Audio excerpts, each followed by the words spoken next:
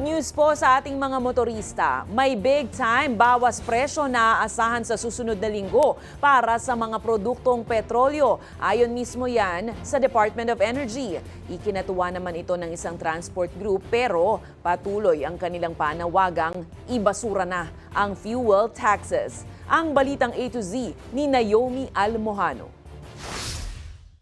Matapos ang ilang buwang kalbaryo at bigat sa bulsang idinulot ng pagsirit ng presyo ng produktong petrolyo, bunsod ng sigalot sa pagitan ng United States, Israel at Iran, posibleng magkaroon na ng bigating rollback sa presyo ng langis na maaaring pumalo sa halos ₱9 sa susunod na linggo.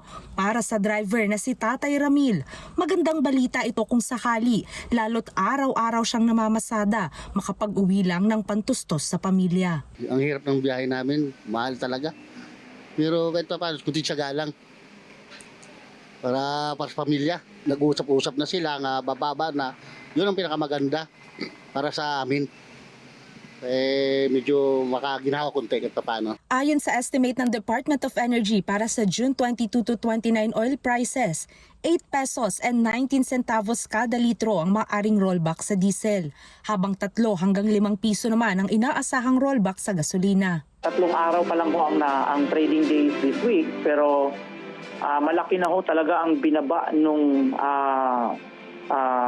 per barrel of petroleum products. Mukhang malabo na hong tumaas, bagkus kung may magagandang balita, may development, ay inaasahan ho natin na magbababa tuloy yung epekto sa price. Malaking factor din sa pagbaba ng presyo ng langis ang interim peace pact sa pagitan ng Estados Unidos at Iran para sa tigil gera at pagbubukas muli ng Strait of Hormuz. Ito kasi ang dinaraanan ng mga barkong nagkakarga sa mga supply ng langis sa malaking bahagi ng mundo. Suportado naman ng transport group na Piston ang kasunduan at kanilang hiling. Itong panibagong pagbubukas ng hormone ay ngayon natin ay sana ay magtuloy-tuloy at siyempre hindi lamang para sa kapakanan ng ating mga driver, kundi sa kapakanan ng ating mga mamamayan.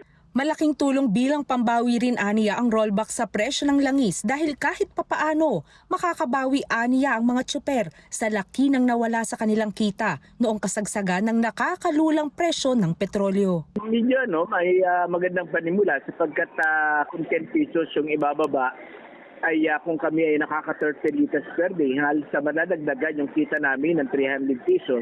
Nawarin aniya kasabay ng pagbaba ng presyo ng petrolyo, magtuloy-tuloy muli hanggang 50 hanggang 70 pesos kada litro ang petrolyo at pagbaba na rin ang presyo ng mga bilihin at serbisyo. Ang panawagan naman talaga natin sa gobyerno, dapat kagiyat ng ibalik doon sa ₱55 per liter yung presyo ng diesel at 57 naman sa presyo ng gasolina. Patuloy na panawagan din ng grupo ang pag-abolish sa oil deregulation law at fuel taxes. June 23, Martes, inaasahang mararamdaman ang pagbaba ng presyo ng langis. Para sa balitang A to Z, Naomi Almojano.